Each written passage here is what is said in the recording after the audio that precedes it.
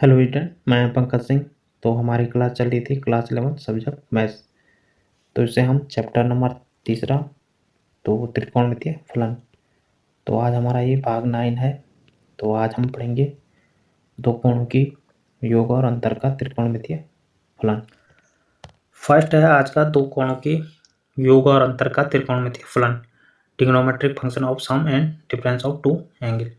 तो इसमें आपकी जो फर्स्ट सर्वसमीका है तो ये आपकी रहेगी sine into minus x equal to minus sine x.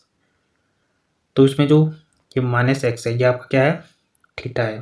तो साइन इंटू माइनस थीटा है। तो ये आपका क्या शो कर रहा है कि जो ये एंगल है ये आपका किस चतुर्थांश में स्थित है। तो ये आपका चौथे चतुर्थांश में स्थित हो जाएगा। तो ये आपका पहला हो जाएगा, दूसरा, तीसरा, चौथा। अब यहाँ से आपका जो माइनस थीटा है तो चौथे चतुर्थांश में आपको पता होगा इसमें कौन कौन से त्रिकोणमितीय अनुपात पॉजिटिव रहते हैं। तो यहाँ पे कॉस और सेक ये दोनों पॉजिटिव रहते हैं, इसके अलावा सारे यहाँ पे नेगेटिव रहते हैं। अब आपका यहाँ पे जो माइनस थीटा है, जो थीटा आपका नेगेटिव है, वो आपका चौथे चतुर्थांश में स्थित होगा। अब जब आप लोग इसका मान निकालेंगे तो इसका मान किस में आएगा, माइनस में आएगा, नेगेटिव में आपका मान आएगा। अब इसमें जो दूसरी सर्वसमीका दी गई है cos minus x equal to cos x. अब इसको देख लेते हैं। आपका जो ये चतुर्थांश है फर्स्ट, सेकंड, थर्ड और फोर्थ, तो जो ये थीटा है ये भी आपका क्या होगा, चौथे चतुर्थांश में रहेगा। अब जो चौथा चतुर्थांश है तो इसमें कॉस और सेक ये दोनों क्या रहते हैं, पॉजिटिव रहते हैं। इसके अलावा सारे यहाँ पे नेगेटिव रहते हैं। अब यहाँ पे जो कॉस ये माइनस थीटा है तो ये यहाँ पे क्या रहता है, पॉजिटिव रहता है। अब इसका जो मान आएगा कॉस एक्स का वो आपका पॉजिटिव यहाँ पे आएगा। नेक्स्ट है आपकी ये सर्वसमीका तीसरी है। तो ये आपकी है cos x plus y equal to cos x cos y minus sine x sine y. तो cos into x plus y, तो ये आपका क्या हो जाएगा, तो ये सर्वसमीका आपकी रहेगी cos x cos y minus sine x sine y. अब इसको ड्राइव कर लेते हैं किस प्रकार से ये सर्वसमीका निकाली गई है। तो इसमें आपका जो एक्स एक्स है और वाई एक्स, ये आपका एक्स एक्स और ये वाई एक्स, ये आपका पूरा सर्किल रहेगा। अब इसमें हम एक पॉइंट ले लेते हैं। तो ये आपका एक पॉइंट हमने यहाँ पे P1 लिया है। अब जो ये P पॉइंट है इसके क्या निर्देशांक हो जाएंगे, ये आपका एक्स एक्स है और ये वाई एक्स है। अब इसमें जो इसके निर्देशांक होंगे तो ये आपका हो जाएगा कॉस एक्स और साइन एक्स, और यहाँ पे ये आपका जो थीटा है ये एक्स हो जाएगा। अब हम दूसरा पॉइंट P लेते हैं।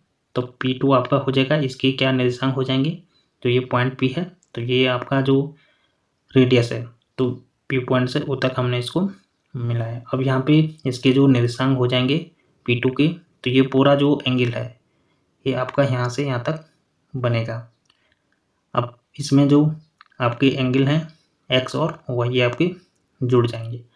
अब यहाँ से इसके जो निर्देशांक हो जाएंगे तो ये आपका हो जाएगा कॉस एक्स प्लस वाई और साइन एक्स प्लस वाई, क्योंकि ये जो एंगल है ये यहाँ तक है, एक्स और वाई ये दोनों इसके इंक्लूड इसमें हो जाएंगे।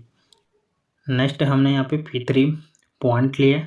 तो ये आपका P3 पॉइंट है तो उसकी रेडियस को हमने यहाँ पे P3 को उसे यहाँ पे मिलाया। अब P3 के जो निर्देशांक हो जाएंगे यहाँ पे जो ये थीटा ये क्या रहेगा, माइनस में रहेगा।